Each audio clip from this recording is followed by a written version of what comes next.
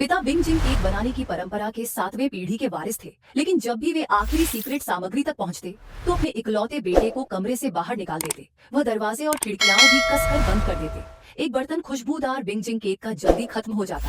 जैसे ही वे केक मेज पर रखते, लोग उन्हें झट से उठा लेते। केक जल्दी बिक जाते। फिर भी पिता दिन में सिर्फ 2 बर्तन ही बनाने के नियम पर अड़े रहते, ये बेटे को, ताकि वो केक बनाना सीख सके। उसने हर कदम इतनी बार प्रैक्टिस की थी कि वह सब उसे याद हो गए थे, लेकिन फिर भी उसे अपने पिता से पूरा गुप्त नुस्खा कभी नहीं मिला। आखिरी कदम के बिना केक का स्वाद बिल्कुल अलग होता था। इसी वजह से पड़ोसी अक्सर उसका मजाक उड़ाते रहते थे। एक दिन बेटे का सब्र खत्म हो गया। वह घर गया और पिता से शिकायत की। उसे लगा कि उसने बहुत मेहनत की है, लेकिन कभी सच में उस पर भरोसा नहीं किया गया। वह बहुत दुखी था। बेटे को पता ही नहीं था कि पिता के मन में असल में क्या चल रहा है। एक दोस्त के प्रोत्साहन से वह जवान लड़का उसने अपने पिता को छोड़ दिया। वो अपने करियर के लिए बड़े शहर चला गया, लेकिन कुछ ही दिनों बाद उसकी नौकरी चली गई। निराश होकर वो अपना सूटकेस लेकर एक नूडल्स की दुकान पर गया। वहीं उसे अपने गांव की पहली मोहब्बत से अचानक मुलाकात हो गई। दोनों फिर से साथ आ गए। थोड़े ही समय बाद उनकी बेटी पैदा हुई। पिता बहुत खुश था। उसने आखिरकार उस परिवार की 3 पीढ़ियों से चली आ रही बदकिस्मती को तोड़ दिया था। इससे पहले कोई भी पुरुष अपने परिवार के साथ टिक नहीं पाया था।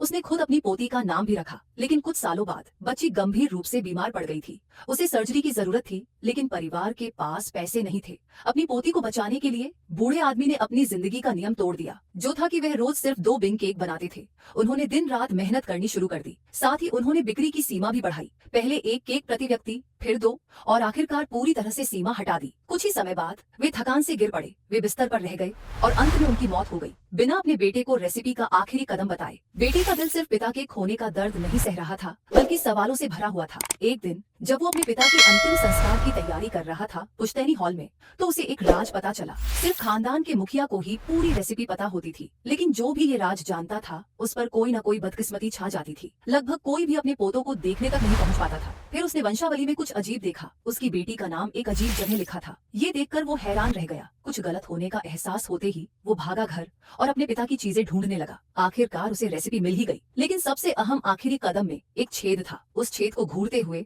आदमी ने सोचने शुरू किया। कांपती हुई हथेलियों से उसने वह छेद परिवार के पेड़ में सही जगह पर रखा। वह पूरी तरह उसकी बेटी के नाम से मेल खा गया। उसकी आंखों में आंसू भर आए जब उसने अपने पिता की डायरी खोली, और फिर उसने सब कुछ समझ लिया। उसके पूर्वजों की जल्दी मौत का कारण वही आखिरी कदम था। परफेक्ट बिंग जिंग केक बनाने के लिए बनाने वाले को अपनी सांस से जलते हुए धुएं को अंदर लेना पड़ता था।